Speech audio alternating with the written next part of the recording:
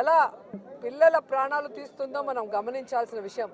నేను ఈ ప్రభుత్వానికి ఒకటే చెప్పగలను, రెడ్ బుక్ రాజ్యాంగం మీద పెట్టిన దృష్టి ఇంట్రెస్ట్ పక్కన పెట్టి ఆడపిల్లకి రక్షణ కల్పించడంలో, గౌరవాన్ని కల్పించడంలో మీరు ముందుండాలని కూడా వాళ్ళని కోరుకుంటున్నారు. రోజు కాదు, గతంలో కూడా జగన్మోహన్ రెడ్డి గారి ప్రభుత్వం అపోజిషన్లో ఉన్నప్పుడు 2014 to 19 కూడా ఇలాగ చాలా మంది మారారు. మారిన వాళ్ళు ఏమయ్యారో కూడా మనం కళ్ళారా చూసాం. సో ప్రజల చేత ఒక పార్టీ సిద్ధాంతాలు నచ్చి ఎన్నుకోబడిన